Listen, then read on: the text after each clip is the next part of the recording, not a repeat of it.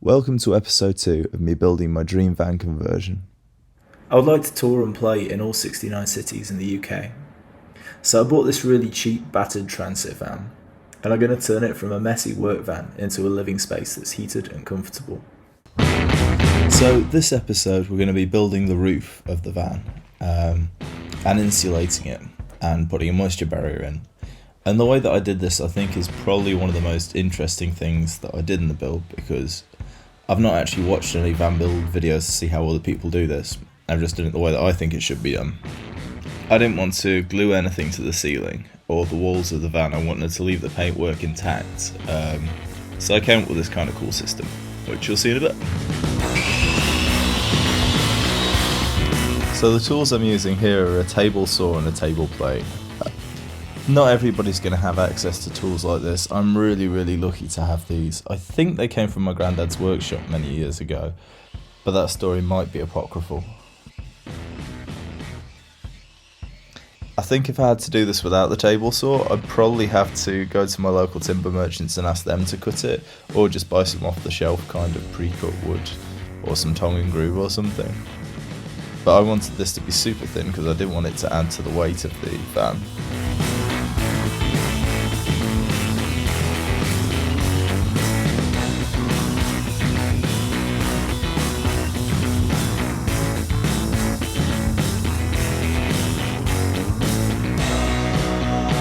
So I decided to paint these white instead of with a clear coat varnish, and there's numerous reasons for this. Firstly, I wanted the van to feel super bright inside. I knew that I was going to spend a lot of time in it, so I didn't want it to feel dark. Also, I had loads and loads of these to do, and the way that I prepared them, I'd given them a quick sand. In fact, I had a lot of help from AD in this, like AD helped with the sanding and the painting. And it took us, I don't know, a day, 2 days to prepare all these. I think it was a day. But we just gave them one coat of white, and that was because I wanted the roof to be white, but I wanted it to look kind of old and whitewashed and distressed, and it looked pretty good in the end. I'm happy that I made that decision.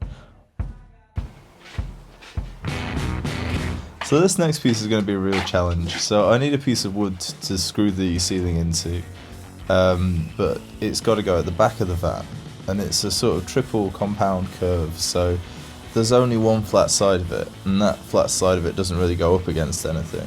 So it's really difficult to measure these curves, and I kind of just had to vibe it out, really. Just vibe it out. I was really excited to finally use the turny-handly angly feature on the saw. This allows me to set the height and angle of the blade.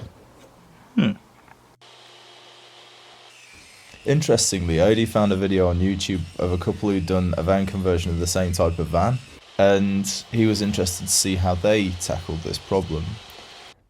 And he showed me the clip. They said, this bit was really difficult to make, so we handed it to our dad, who's a professional carpenter. I was like, yes, I didn't hand it to my dad. This bit's a little bit problematic, but what can you do? What can you do, eh? Okay. So to cut the next curve, I needed to clamp the piece down, which I couldn't if it was a weird shape. So I decided to screw the pieces back together and cut them screwed together.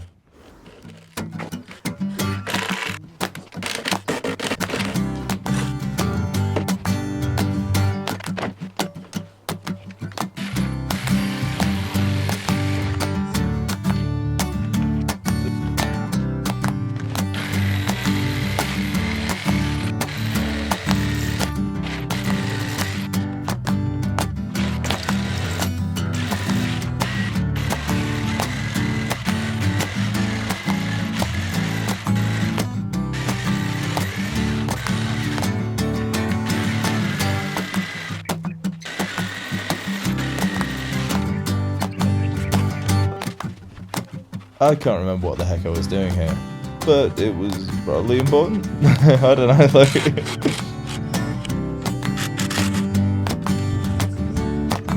Now I think I clamped it to that bit of wood because I wanted to have a flat surface to clamp it down to something with.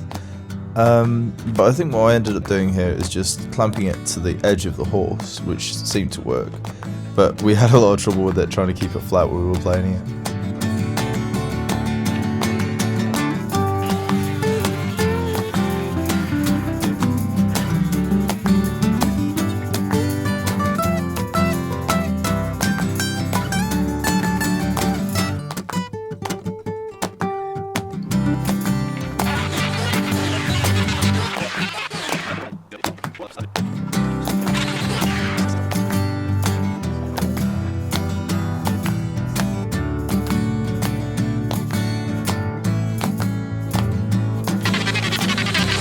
Big thank you to Adi for all his help in this episode, and also thank you to Mike who's about to help me screw in this piece into the back. So this is going to go up here, and this is what the wood's going to attach to, you know, so...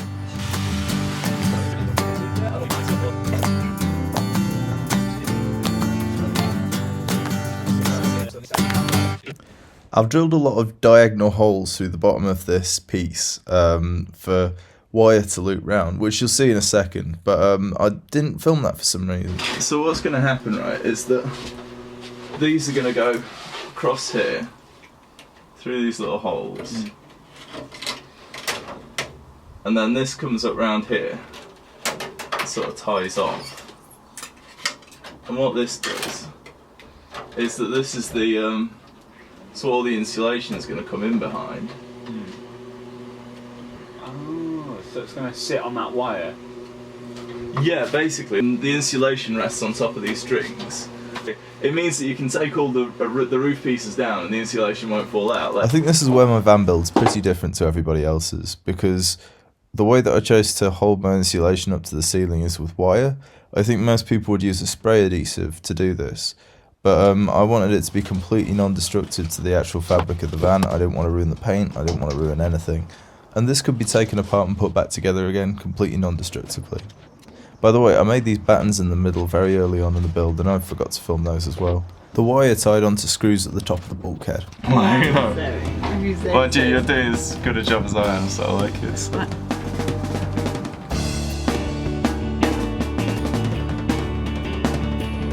Also, massive thank you to Ellie for helping me put up my fluffy ceiling. I like it. It's good. Should I tighten it up? Will I go anytime?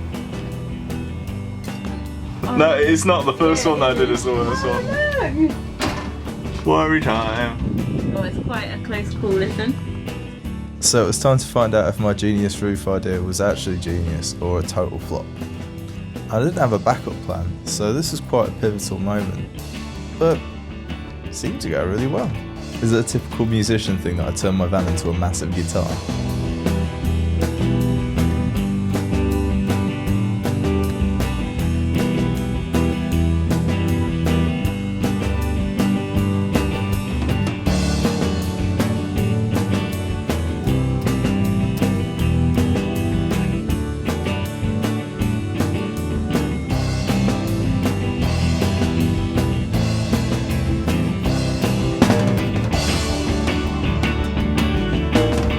One of the wires did break. I don't think I bothered to fix it. I think I just left it as it was because we didn't need them more.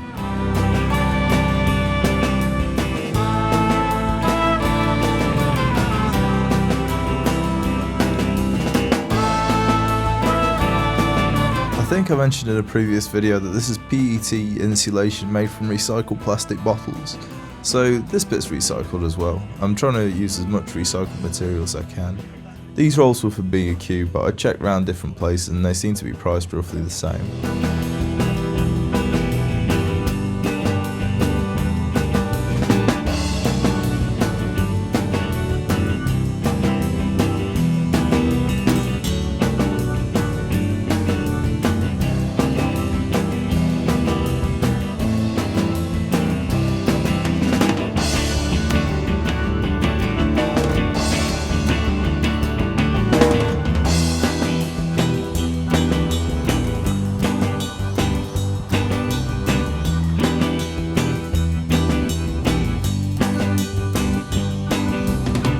All this up. So one thing that I did have to ask the internet about was this thing, moisture barrier, which is bubble wrap or puppy plastic covered in aluminium foil on either side, and this has to go over everything to stop the metal from rusting from the condensation in your breath when you're sleeping in there. But one thing that I couldn't find anywhere is, do you put the moisture barrier on the inside or the outside of the insulation? And somewhere on the internet I found that you put the insulation on first, then put the moisture barrier on. So that's what I did. I hope that's right. No, don't do that. Don't do that. Oh. Another question it took me ages to answer, but was actually probably pretty obvious, was I wanted to know how people attach the blight to their van. Did they just screw into the metal? You know, did they just drill a hole and And yeah, that's exactly what they do. I wonder if they used glue or something, but no, they just screw into the metal, but you've got to be careful not to screw into the outer skin of your van and let water in. Just eat the fruit, and then you won't crave all the sugar. Yeah. Thanks to Mike again for being a hero and just turning up at the perfect time to help me put up the ceiling.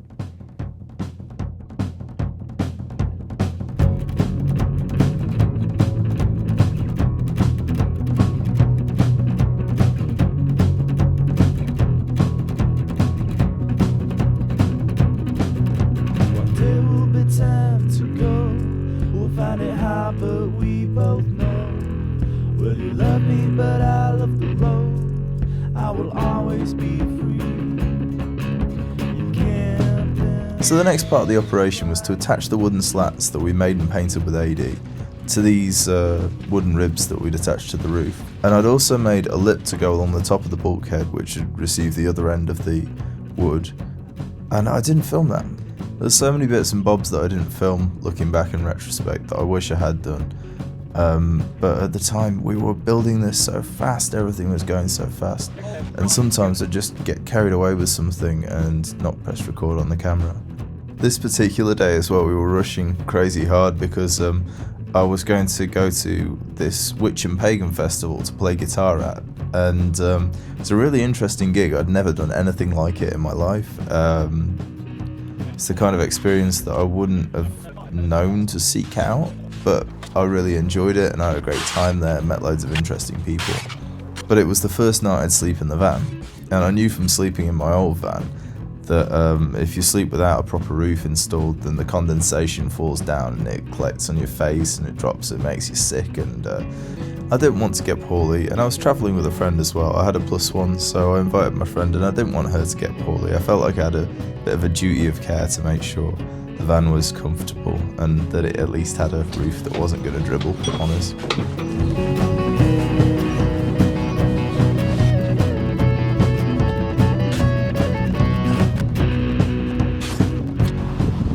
Starting to look good.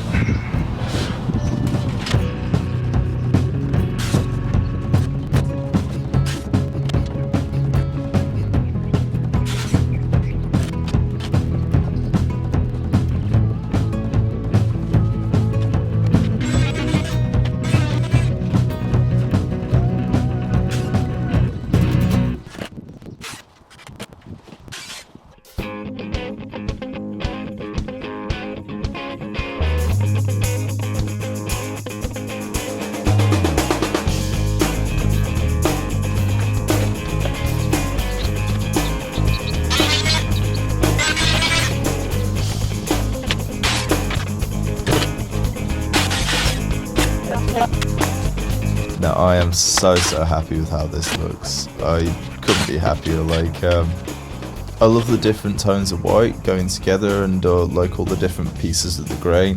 And since I'm going to be spending a lot of time lying on my back looking up at this, it was really important to me to have something beautiful on the ceiling. And I feel like we've achieved that. I'm really happy. And this is me at the Witch and Pagan Festival, just before we tried the van out for the first time.